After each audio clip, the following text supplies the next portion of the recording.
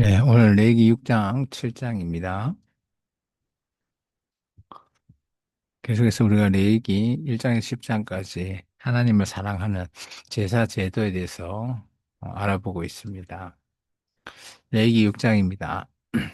6장은 속건제에 대해서 계속해서 이어서 설명하고 있습니다.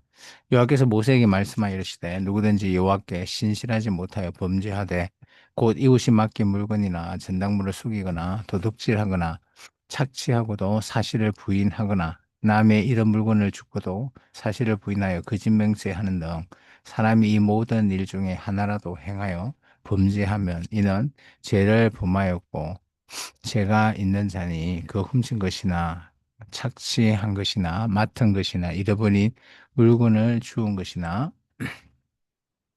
그 거짓 맹세한 모든 물건을 돌려보내되 곧 그 본래의 물건의 5분의 1에 더하여 돌려보낼 것이니 그 죄가 드러나는 날에 그 임자에게 줄 것이요 라고 되어 있습니다. 그래서 이런 여러 가지 경우를 맞춰서 이게는 속건제, 이게 성물에 대한 부분도 있지만 그 외에 이제 일상생활에서 이런 부분들이 발견될 때는 속건제 형태로 5분의 1을 주는 것으로 되어 있습니다. 그는 또 그 속건 제물을 여호와께 가져갈지니 곧 내가 지정한 가치대로 양떼 중 흠없는 순양을 속건 제물을 위하여 제사장에게 끌고 갈 것이요 제사장은 여호와 앞에서 그를 위하여 속죄한즉 그는 무슨 허물이든지 사함을 받으리라.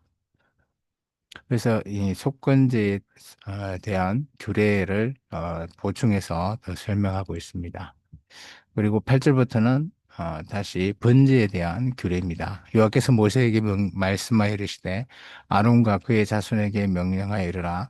번제의 규례는 이러하니라. 번제물은 아침까지 제단 위에 있는 석쇠 위에 두고 제단의 불이 그 위에 꺼지지 않게 할 것이요. 제사장은 세마포 긴 옷을 입고 세마포 속바지로 하체를 가리고 제단 위에서 불태운 번제의 재를 가져다가 제단 곁에 두라는 겁니다.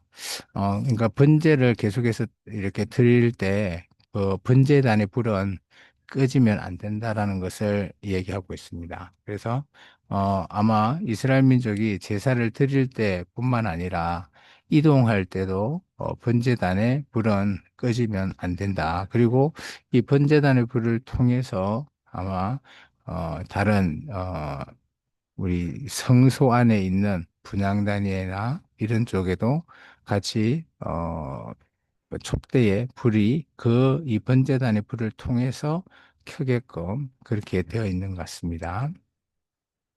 그 옷을 벗고 다른 옷을 입고 그 죄를 진영 바깥 정결한 곳으로 가져갈 것이요 제단 위의 불은 항상 피워 꺼지지 않게 할지니 제사장은 아침마다 나무를 그 위에 태우고 번제물을 그 위에 불여놓고 한목제의 기름을 그 위에 불사를 지며 불은 끊임없이 제단 위에 피워 꺼지지 않게 할지니라. 여기까지 해서 번제단 위에 불이 꺼지지 않게끔 제사장이 매일매일 살펴야 하는 그런 규례를 얘기하고 있습니다. 14절부터는 또 소재에 대한 규례를 보충 설명하고 있습니다. 소재의 규례는 이러하니라. 아론의 자손은 그것을 제단 앞 여호와 앞에 들이되 그 소재의 고운 가루 한 움큼과 기름과 소재물 위에 유황을 다 가져다가 기름으로 제단 위에서 불살라 여호와 앞에 향기로운 냄새가 되게 하고 그 나머지는 아론과 그의 자손이 먹되 누룩을 넣지 말고 거룩한 곳 회막들에서 먹을지니라. 그래서 소재 같은 경우는 보통 물론 제단 위에서 불을 살라서 이렇게 태우게끔 하지만 나머지에 대한 것은 제사장의 몫이다라는 것을 얘기하고 있습니다. 그것을 누룩에 넣지 말라, 굽지 말라. 이는 나의 화제물 중에서 내가 그들에게 주어 그들의 소득이 되게 하는 것이라. 속죄제와 속건제 같이 지극히 거룩하다라고 되어 있습니다. 그래서 이 소제 또한 속죄제와 속건제와 함께 우리가 소재 같은 경우를 뭐 크게 생각하지 않는다라고 생각할 수 있지만 그렇지 않다라는 겁니다. 소재 또한 제사 제도 중에 중요한 하나를 차지하고 있는 것을 볼 수 있습니다. 아론 자손의 남자는 모두 이를 먹을지니 이는 여호와의 화제물 중에서 대대로 그들의 영원한 소득이 됨이라. 이는 만지는 자마다 거룩하리라. 여호와께서 모세에게 말씀하여 이르시되 아론과 그의 자손이 기름 부음을 받는 날에 여호와께 드릴 예물은 이러하니라. 그리고 이제 기름 부음을 받는 제사장에 대한 또 규례를 계속해서 설명하고 있습니다. 어, 고온가루 10분의 1 에바를 항상 드리는 소제물로 삼아 그 절반은 아침에, 절반은 저녁에 드려라는 겁니다. 그래서 제사장 같은 경우는 소제를 아침 저녁으로 이렇게 되죠. 이것을 뭐 우리가 일상 번제라고 하는 그 항목 안에 소제를 또 이렇게 아침 저녁으로 나눠서 또 제사장은 드리게 되어 있습니다. 그것을 기름으로 반죽하여 철판에 굽고 기름에 적셔 썰어서 소재로 여호와께들의 향기로운 냄새가 되게 하라. 이 소재는 아론 자손 중 기름 부음을 받고 그를 이어 제사장 된 자가 드릴 것이요 영원한 규례로 여호와께 온전히 불사를 것이니 제사장의 모든 소재물은 온전히 불사르고 먹지 말지니라. 그래서 여기서 드리는 제사장의 소재는 또 다른 어, 경우의 소재와 또 틀리죠. 그래서 이런 규례를 통해서 약간의 차별이 좀 있습니다. 이 제사장의 소재는 먹지 못하게끔 또 되어 있습니다. 여호와께서 모세에게 말씀하여 이르시되 아론과 그의 아들들에게 말하여 이르라 속죄제의 규례는 이러하니라. 그리고 25절부터는 다시 속죄제에 대한 규례를 보충 또 설명하고 있습니다. 속죄제의 제물은 지극히 거룩하니 여호와 분제물을 잡는 곳에서 그 속죄제 제물을 잡을 것이요 죄를 위하여 제사 드리는 제사장이 그것을 먹되 곧 회막들 거룩한 곳에서 먹을 것이며 그 고기에 접촉하는 모든 자는 거룩할 것이며 그 피가 어떤 옷에든지 묻었으면 묻은 그것을 그 거룩한 곳에서 빨 것이며 그 고기를 토기에 삶았으면 그 그릇을 깨뜨릴 것이요 유기에 삶았으면 그 그릇을 닦고 물에 씻을 것이며 제사장인 남자는 모두 그것을 먹을지니 그것은 지극히 거룩하니라. 그러나 피를 가지고 회막에 들어가 성소에서 속죄하게 한 속죄제의 제물의 고기는 먹지 못할지니 불사를 지니라. 이 속죄제에 대한 규례도 조금은 엄격해 보입니다. 그래서 그 피에 대해서 제사장이 제사를 드리고 남은 것에 대해서 옷도 씻고요. 그리고 뭐 고기나 이런 걸 담았던 것에 대한 그릇 구분에 맞춰 가지고 또한 다르게 적용되는 그런 부분들도 있습니다. 그리고 속죄제물의 고기는 또한 먹지 못하게끔 또 되어 있습니다. 그래서 이 규례를 통해서 보면 먹을 수 있는 거와 먹지 못하는 거, 또 똑같은 소재나 뭐 이런 제사지만 그 안에서 또 먹을 수 있는 경우가 있고 먹지 못하는 경우가 있고 그래서 좀 복잡하게 이렇게 구분이 되어 있고 세세하게 조금 나눠져 있다라고 보면 좋겠습니다. 계속해서 7장은 속건제에 대한 규례를 다시 또 보충해서 설명하고 있습니다. 속건제 규례는 이러하니라. 이는 지극히 거룩하니 번제물을 잡는 곳에서 속건제의 번제물을 잡을 것이요 제사장은 그 피를 제단 사방에 뿌릴 것이며 그 기름을 모두 들이되 곧 그 기름 진 꼬리와 내장에 덮인 기름과 두 콩팥과 그 위에 기름 곧 허리 쪽에 있는 것과 간에 덮인 커플을 콩밥과 함께 떼어내고 제사장은 그것을 다 제단 위에서 불살라 여호와께 화제로 드릴 것이니 이는 속건제니라. 그래서 여기 속건제 같은 경우도 뭐 제사의 방법에 대해서는 다른 제사와 비슷합니다.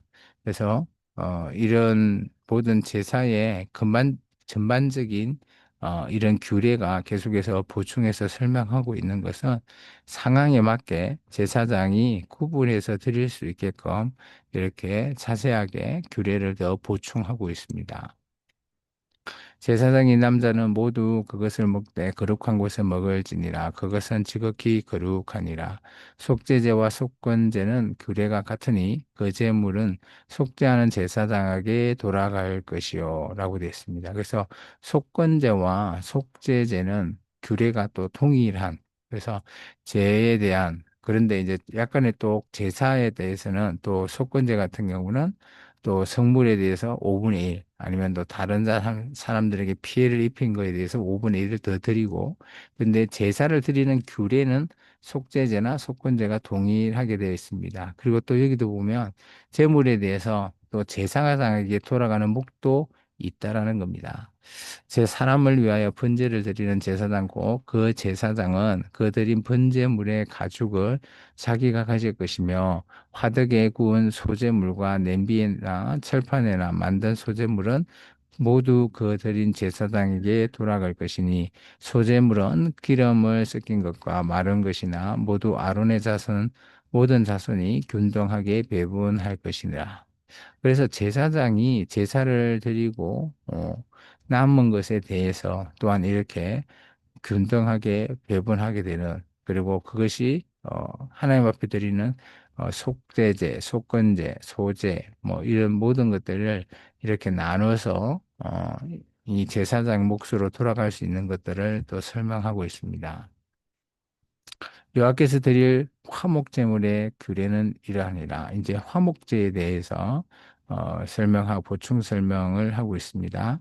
만일 그것을 감사함으로 드리려면 기름 섞인 무교병과 기름 바른 무교전병과 고운 가루에 기름 섞어 구운 과자를 그 감사제물과 함께 드리고 또 유교병을 화목제의 감사제물과 함께 그 예물을 드려라 라고 되어 있습니다.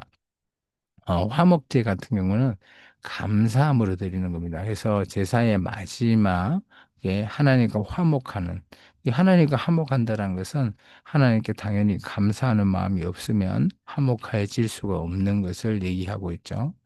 그 전체의 예물 중에서 하나씩 여호와께 거제로 드리고 그것을 화목제의 피를 뿌린 제사장에게 드릴지니라. 여기서 거제 같은 경우는 태워서 드리는 거 아니라 제사자가 동물의 각을 쳐서 하나님 앞에 이렇게 거제 걸쳐 놓는 그리고 그거에 대한 어 약간의 그 고기라든지 이런 부분들은 제사장에게 돌리게끔. 그래서 화목제 같은 경우는 서로 제사자와 제사장 그런 사람들이 같이 먹고 또 그 남은 거에 대해서는 제사장에게 돌리는 그런 부분을 설명하고 있습니다.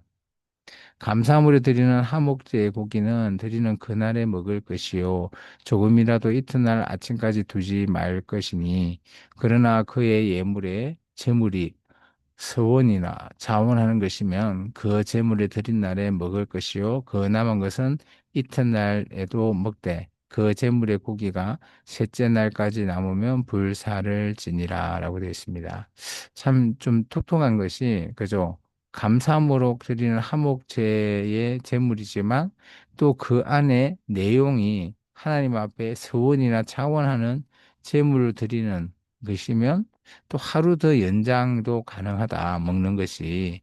근데 우리가 통상 뭐 이 고기에 대해서 이 당시에 냉장고가 없기 때문에 하루 지나면 뭐 이렇게 위상 상태가 안 좋아서 하루 만에 먹고 없애라라고 보통 통상 생각하고 있는데 이 경우 같은 경우는 또 하루도 연장할 수 있다라고 하는 이런 또 규례가 또 포함되어 있습니다.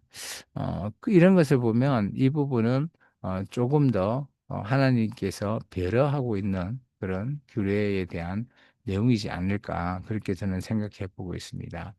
그 제물의 고기가 셋째 날까지 남으면 불사를 지니 만일 그 화목제물의 고기를 셋째 날에 조금이라도 먹으면 그 제사는 기쁘게 받아 들여지지 않을 것이라. 드린 자에게도 예물답게 되지 못하고 도리어 가증한 것이 될 것이며 그것을 먹는 자는 그 죄를 짊어지리라. 놀랍게도 이 한목제물을 그죠 제대로 이렇게 하지 않는다면 이게 오히려 죄가 된다라는 걸 얘기하고 있습니다. 그 고기가 부정한 물건에 접촉되었으며 먹지 말고 불사를 것이라. 그 고기는 깨끗한 자만 먹을 것이니 만일 몸이 부정한 자가 여호와께 속한 화목 제물의 고기를 먹으면 그 사람은 자기 백성 중에서 끊어질 것이요 라고 되어 있습니다. 그래서 이 부정한 물건에 접촉되었다라는 것은 보통 우리가 위상 상태도 포함되어 있는 것 같고요. 그리고 레위기에 보면 부정한 것에 이렇게 접촉이라는 그런 여러 가지 또 경우가 있습니다. 뭐 시체를 만지거나 피를 만지거나 이렇게 될 때는 그런 고기들에 대해서 어떻게 할 것인지를 또 얘기하고 있습니다.